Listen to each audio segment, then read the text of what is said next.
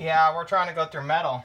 There's metal right there. I literally don't know if we just screwed up the RV. This is not good. You're probably wondering how we ended up in this situation. Let's back it up a little bit. We've been living on the road full-time since 2017 and decided it was finally time to install a washer-dryer in our rig. Because of our unique layout compared to other fifth wheels, there was limited information online to help guide us. But instead of hiring a professional, we decided to take on the project ourselves. Baby, let her work.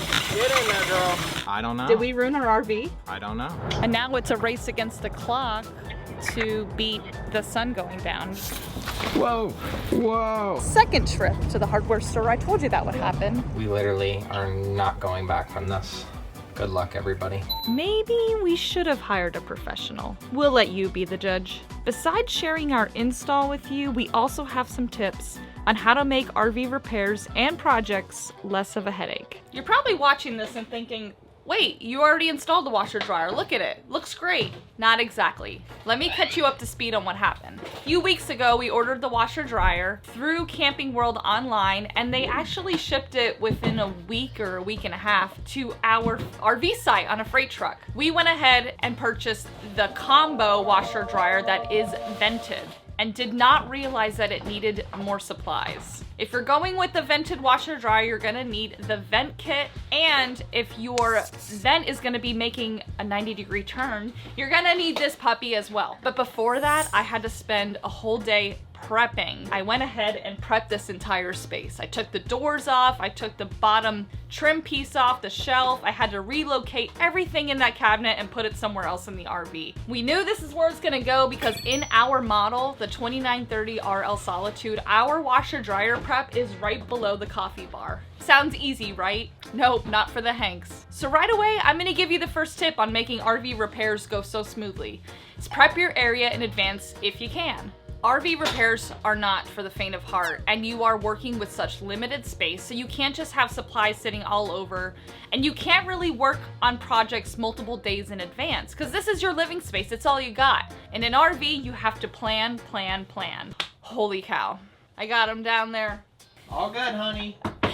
Getting the rest of this ready to go. And by the way, beautiful friends, if you love watching our content and you're wondering how you could be notified right away when a video is released, you're gonna wanna hit that subscribe button below. It is completely free, and it just tells YouTube that you wanna see more of our content. It'll actually send you a notification if you also hit that bell next to the subscribe button. Whoa. It's gonna be a long day. I think we ran into our first problem. Where's the dryer vent gonna go? And this bottom shelf is kind of just in the way. What do you think about taking this out? Before we take it out, we should mark it. Give me a pencil. Pencil, pencil, pencil. There you go. Thank you. I'll trace it. And you know what else I noticed? Is we don't have drill here stickers. Usually the RVs come with like a sticker of some sort that says this is where the dryer vent goes, and we don't have that. Can I do it? I'm gonna do it. I wanna do the gun thing.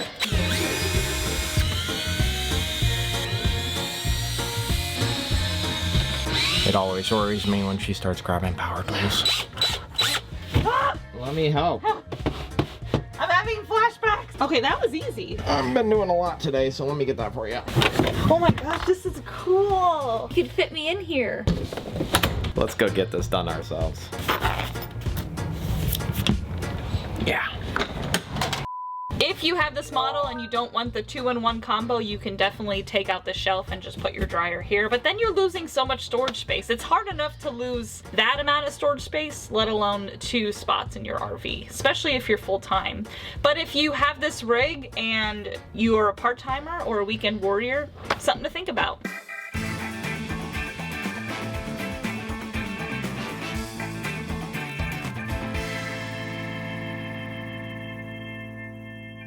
Now there are 4 screws / bolts that need to be removed, and it's apparently the transit screws. Remove these bolts because they're meant for transit only, and you do not want to run your washer dryer with these. Wow. Screw that. Wow.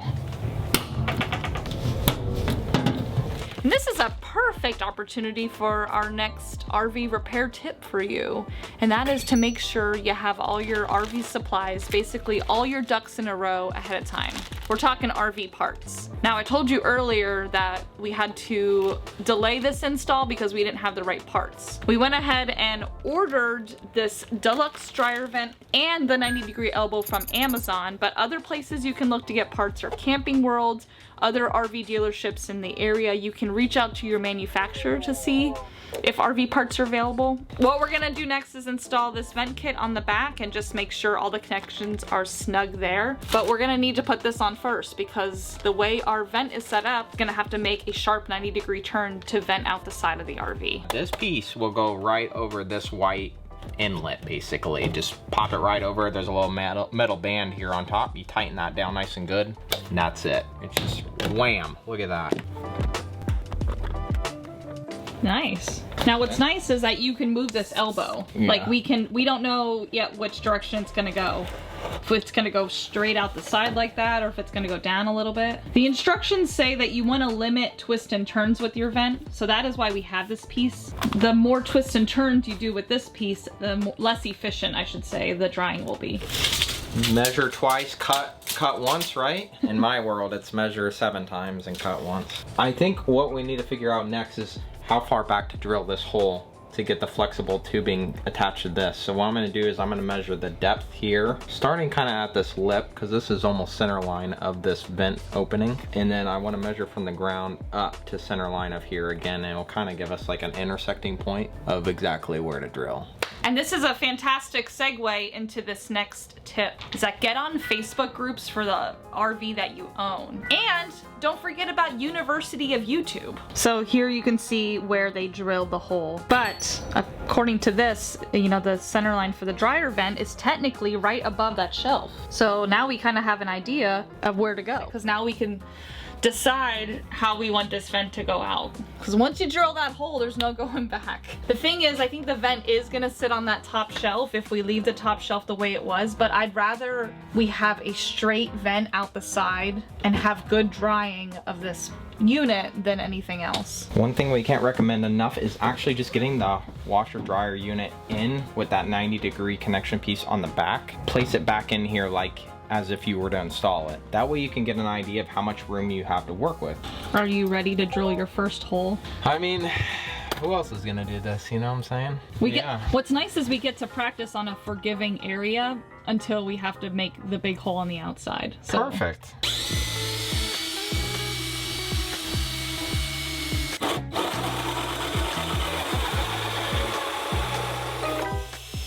Nice job on your first hole. Thank you.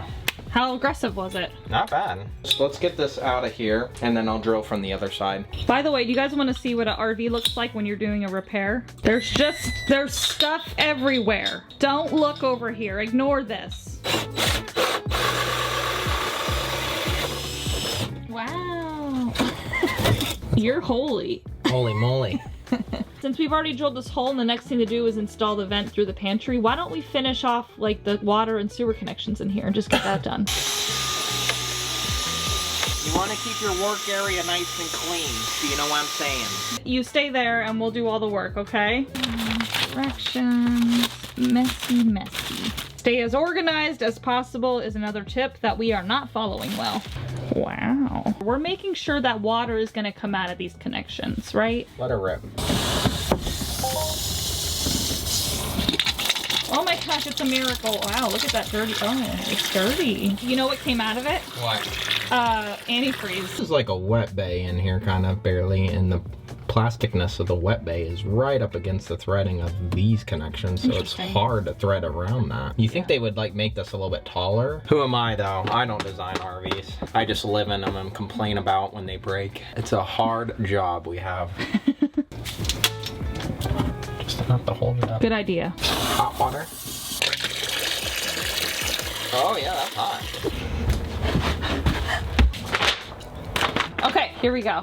20-inch height to prevent the machine from siphoning. A minimum of 20-inch height to prevent it from siphoning. This piece helps you make a nice connection so it doesn't come out while you're driving or shoot out while you're doing laundry. But this is where our dirty water will go, and I looked in here with my phone and didn't see any obstructions or any gunk that was blocking it. Now, as you guys can probably tell, we are not experts when it comes to doing anything repair related, but this is the perfect reason why you should follow along, because we're going to be using this washer and dryer for a while, and if we run into any issues related to how we set this up, you'll be the first to know. So if you're thinking of full-timing the future, we're basically your guinea pig to know, is this install the right way to do it or not? You know what we should invest in finally, which is what we've been telling everyone to invest in, is one of those Govee leak sensors. Yeah. And we could put one back here. We could put one in the wet bay. This is where Carl and Nene go separate paths. Nae's a four-planner. She likes to plan it all out. And then Carl's like, let's just fire off the hip and hope for the best. So I don't know which way's the right way. It's a good balance. Okay, I'm gonna turn these on and then we're gonna just make sure there's no leaking. Whoa, whoa. Oh my gosh, that was crazy. All right, Nene did not do that right. Something happened. I think we just installed those backwards and everyone watching the video was probably like, it's backwards. Projects is just a constant day of chasing your tail with finding things you left in the other room, tools, buckets, etc. Thank you. See, like this was movable last time and now it's not. We're making progress little by little. I'm just looking to see if there's any possible leaking and I don't see anything. Okay, cool. Let's order those sensors today.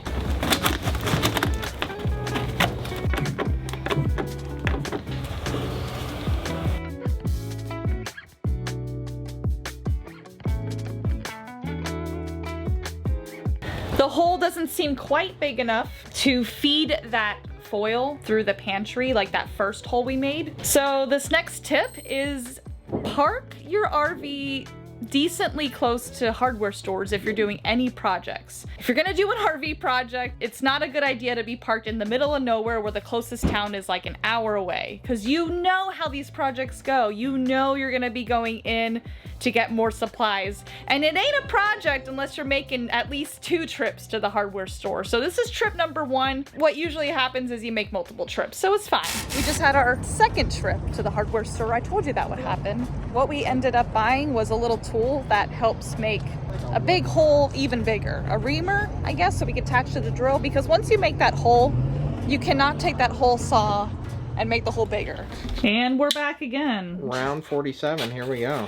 So you can't make that hole bigger with a hole saw, right? No, because if it has nothing to bite into here. So since we have this all bored out, usually it has like a pilot drill bit in there to hold it stable while you're hole sawing the entire hole out. But now that it's all bored out, to literally take a bigger saw and just hope that it grabs is... Dang. I don't know. It's not pretty, but we're getting there. This is called a reamer, and it has like those little notches on the edges rather than a drill bit where it's like grooved throughout. This kind of has like little spiky notches throughout, and it just allows for a more flush boring of the hole. It's not amazing looking, but if you just need it just ever so slightly bigger, this is the way to go. Remember, 4 1/4, not 4. Like, probably not good to use this on the outside hole. No, that's why we're doing 4 1/4. We're not chancing it. Promising. Oh my gosh, we Look at got that. it. Yes. Look at what this looks like through here. It's snugged right in there. Coming through our pantry like that. Boom. It's gonna extend all the way to the end, and where do you think we're gonna drill the hole? Somewhere there, right? Basically, the dryer, the center line is right where it would be, like right above that shelf, where the shelf would go. Gotcha. So I think we just kind of pick a spot and go for it. We don't have that sticker. I don't know why. I feel like we used to have that sticker. I've seen that sticker inside there before. So the idea is just kind of pick a spot and just commit. That's what I would say. It's kind of scary. It's very scary.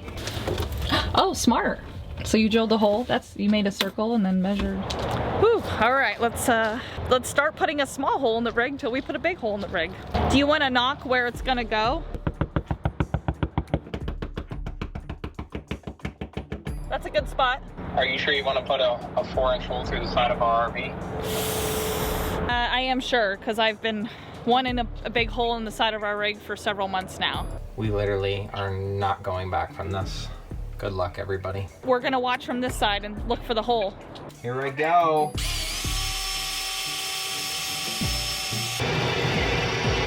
Oh, I see it. Oh, wow, I see it. I just drilled through the side of our RV. You did a good job. It looks good out here. Let's bring out the big guns, huh? We're gonna let her rip the real way. No going back, baby. No going back. And now it's a race against the clock to beat the sun going down. You can barely see me. So tiny. Dexter, can you see me? I can see the vent hole in through here. Here you go. Thank you.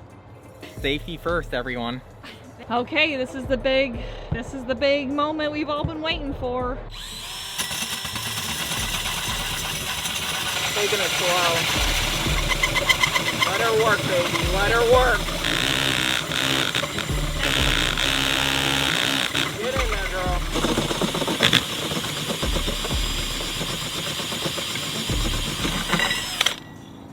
Watch, that tool's ready to fall off. Oh, that would explain. Oh, that's why. It was just spinning, free spinning.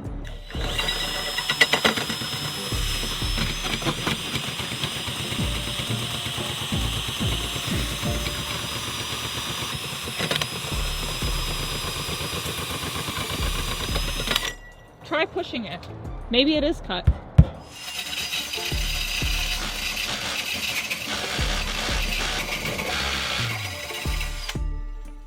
I know why.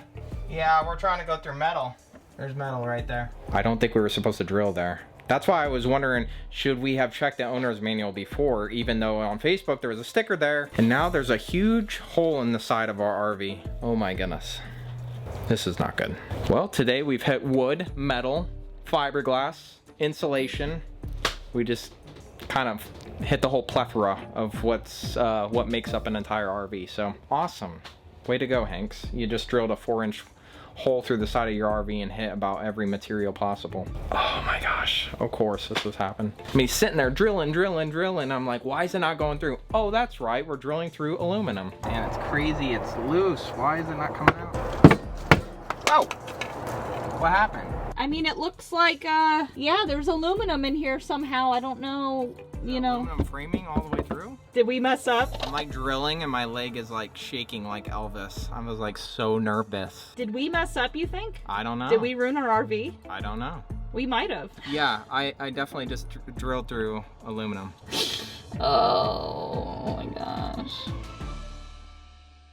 We really screwed up last night. And before I get into that a little bit more, I do want to touch on something that I dropped the ball on yesterday in explaining. When it comes to the hole saw, if you're doing this project yourself, you're really going to want to pay attention here, because I made the mistake and it's going to save you a lot of headache and a lot of time in the future if you plan on doing this. Initially, my dad let me borrow his hole saw kit, which looks like it's from the early 90s. I thought it was going to work great because it has the 4-inch. Turns out it just wasn't enough. I can't recommend enough, as I'm throwing stuff everywhere, that you get a 4 1/4 inch hole saw. This thing was 40 bucks, by the way, so they're a little pricey, but it's gonna save you a huge headache when you go to actually fish through that vent tubing. And that just gets to be a tedious pain that you don't want to deal with. It is such a headache, and it took us at least an hour, maybe an hour and a half, to finally ream out that hole even bigger, enough to fit that vent tubing in through. So just do it right the first time, and you'll be thanking yourself later. You know what? Renee and I got to thinking, we're never gonna use this again. We don't plan on doing this install anytime soon, and it's more weight. With us being full-time on the road, we don't need the additional weight. I bet one of you guys out there could really use this tool. So if you're planning on doing the install, or you really just think you can have some great benefits by adding this to your collection, guess what? We're gonna give this away for absolutely free. That's right, we'll pay for the shipping even. How do you sign up to have access and a chance to win this bad boy from the Hanks? Well, it's super easy. In order to do so, look in the description below, or head over to HappilyEverHanks.com and sign up there. And then rest assured, you can know that this was the actual piece that went through the aluminum framing of the Hanks RV. So So after we drilled a big hole through the frame, it was getting dark very quick. I mean, we basically took that deluxe vent kit and put it all together.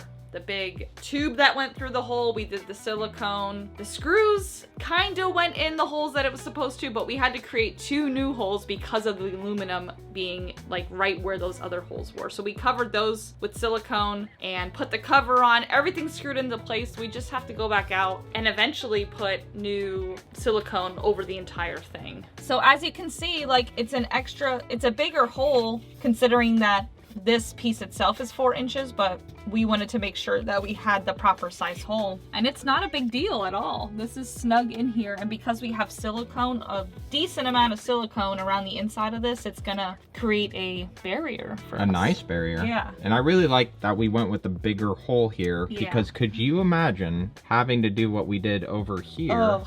That hole is just... Like, we were just completely reaming and annihilating that hole. I mean, look at that thing. Yeah. It is absolutely horrific looking. It is horrific. If we had to do that through the side of the RV, we would have been in not such good shape. We would have been like, no thanks. Put this bad boy on and... That's more of like a cosmetic thing, right? Yeah, I think it's cosmetic. I just tried to pre-drill into here, and we can't because the frame is there. And we could drill extra holes, but I don't think it's necessary since this is just cosmetic. Nice, look at that. Right across, and what's great about this is it's not gonna be resting against the wall or resting on the shelf. Let's fire this bad boy up.